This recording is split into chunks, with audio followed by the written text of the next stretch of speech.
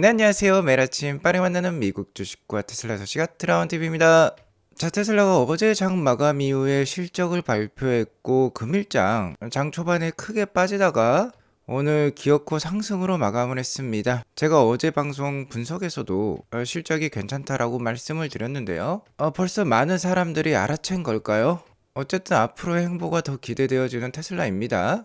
3분기 실적과 어닝콜과 관련돼서 이것만은 꼭 알고 가셔야 될 것 같아요. 이 점 오늘 자세히 알려드리도록 하겠습니다. 오늘도 인사이트 가득한 소식들이 많으니까 시청하시기 앞서 구독과 좋아요 알람 설정 꼭 눌러주세요. 자, 어제 실적부터 다시 한번 먼저 살펴보도록 하겠습니다. 자, 이렇게 세 가지 문장으로 함축할 수가 있었겠어요.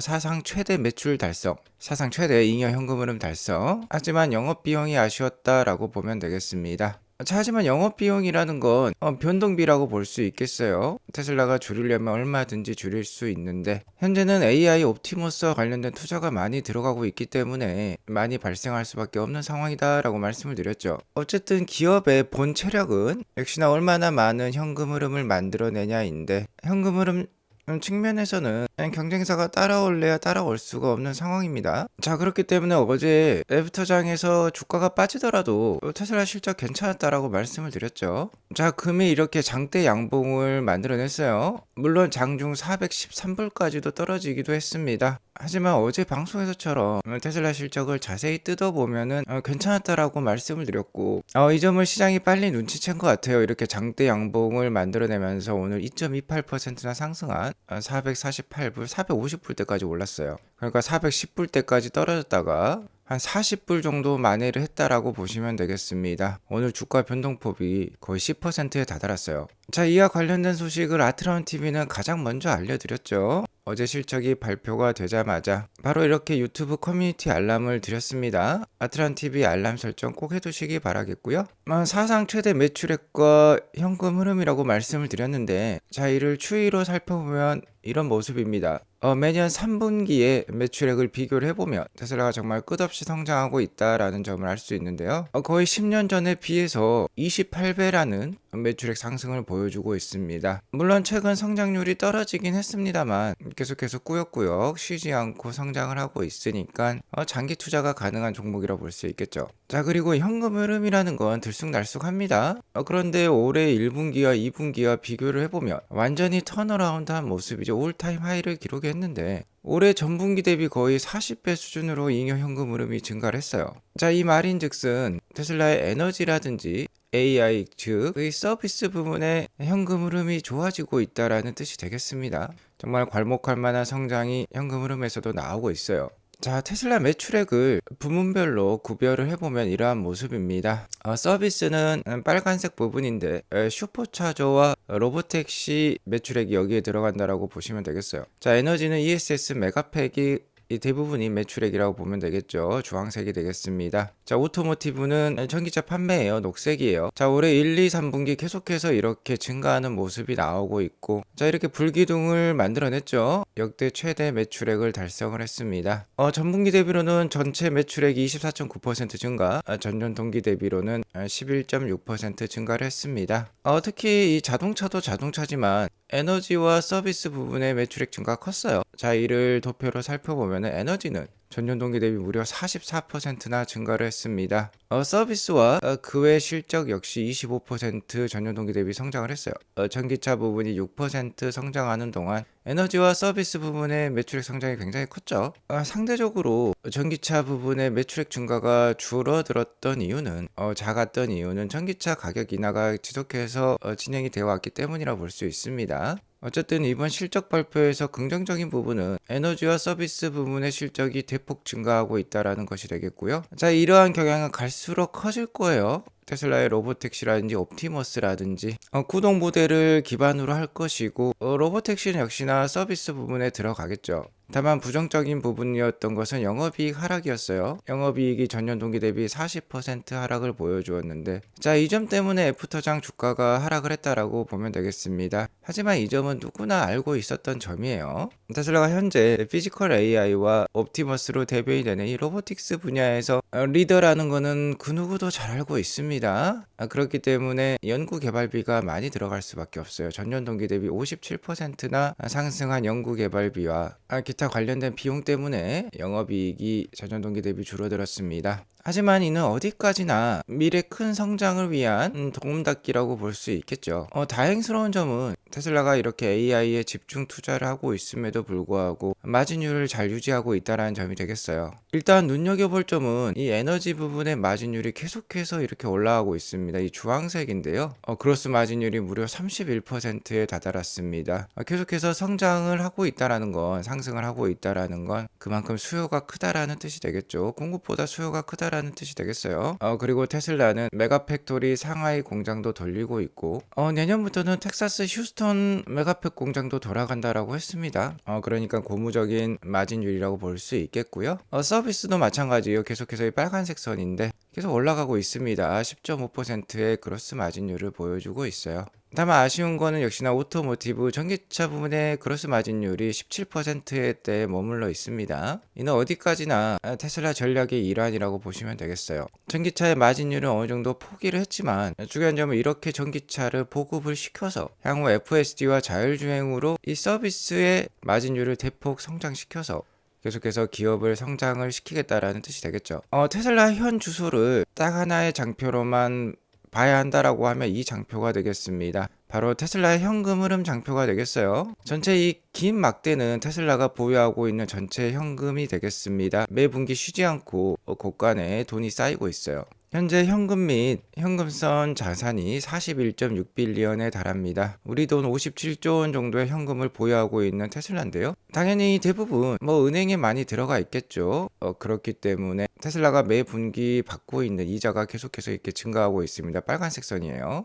이자가 거의 매 분기 4억 불 수준까지 다다르고 있습니다. 우리 돈 4천억 원이 매 분기 이자로 꽂히는 거예요.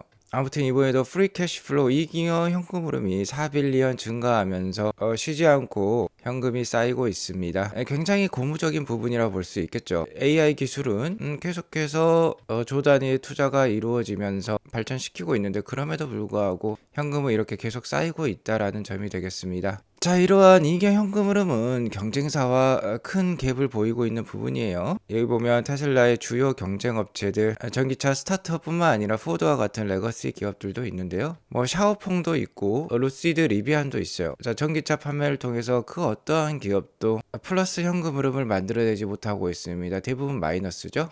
리비안의 마이너스가 굉장히 크네요. 하지만 테슬라는 기업 설립 이후에 8년 만에 플러스 현금 흐름을 만들어내더니 지금은 정말 넘사벽이라고 볼 수 있겠죠. 너무 갭이 심합니다. 자, 이는 곧 전기차에서 경쟁은 끝났다라는 것을 의미한다라고 볼 수 있겠죠. 그리고 테슬라는 계속해서 신제품을 출시를 하고 있고 제품 자체의 경쟁력과 가격 경쟁력에서 타의 추종을 불허합니다. 특히 이번에 스탠다드 모델 3와 Y를 시장에 선보이면서 경쟁자들과 가격 경쟁력에서 한 발 더 앞서 나가는 모습이죠. 포드와 GM을 비롯한 미국 내 레거시 전기차 생산 기업들이 전기차 생산을 지금 거의 포기하는 수준에 다다르는 모습인데 테슬라는 다른 모습을 보여주고 있어요. 모델 Y 퍼포먼스도 이렇게 멋진 자태를 뽐내고 있고요. 모델 Y L은 중국에서 매월 8,000대 이상 지금 팔리려고 하고 있습니다. 어쨌든 이번 3분기 어닝콜을 좀 요약을 간단히 해드리자라고 하면은 테슬라는 AI 기술뿐만 아니라 새로운 제품들도 계속해서 만들어내려고 하고 있어요. 다만 아쉬웠던 점은 앞서 말씀드렸듯이 영업비용이라든지 기타 R&D 투자 비용이 증가를 하면서 EPS가 컨센을 미스했다라는 점이 되겠는데요. 테슬라가 수익성에서 약세를 보였던 원인 중에 하나로 Restructuring and Other Charge라는 표현이 있는데요. 바로 구조조정 비용과 관련된 부분이 되겠습니다. 최근에 도조팀을 해체를 했고요. 대신에 AI5라든지 AI6 칩을 삼성이라든지 TSMC에 맡길 예정에 있죠. 물론 테슬라 AI 팀도 함께 작업을 합니다. 자, 그리고 리걸 차지가 있었다라고 해요. 오토파일럿 관련 사고 소송이라든지 2018년 CEO 퍼포먼스 어워드, 이건 유명하죠. 보상과 관련된 주주 소송이 있었죠. 자, 이런 것과 관련된 비용도 있었고요. 환율과 관련된 비용도 있었어요. 요새 달러가 굉장히 비싸죠. 1420원까지 올라왔나요? 자, 이런 세 가지 비용들이 없었다라고 하면은 테슬라 EPS는 0.7불까지도 올라갈 수 있었다라는 이 제이님의 분석이 있었어요. 하지만 이러한 비용 때문에 0.5불까지 떨어졌다라는 것이 되겠습니다. 자, 일회성 비용이라고 볼 수 있지만 대부분의 기업들은 매분기 이런 일회성 비용이 자주 작용할 수 있기 때문에 자, 어쩔 수가 없습니다. 이 부분은 참고하시기 바라겠고요. 가장 중요한 점은 역시나 마지막 페이지에 있었죠. AI의 패러다임을 바꿀 신제품들 사이버캡, 옵티머스, 테슬라 세미, 메가팩 3 이런 것들이 내년부터 대량 생산될 예정에 있다라는 점이 되겠습니다. 특히 옵티머스는 내년부터 대량 생산을 대비하여서 설비들이 설치가 되고 있다고 하고 있어요. 그래서 관련해서 일론 머스크가 어닝콜에 했었던 얘기를 요약해서 말씀을 드리겠는데요. 딱 세 가지만 기억하시면 돼요. 자, 첫 번째는 일론 머스크가 완전 자율주행 달성을 확신을 했다라는 점이 되겠습니다. 자, 현재 이 로보택시는 모델 Y를 통해서 텍사스 오스틴부터 시작을 했고 샌프란시스코까지 그 영향을 넓혔는데요.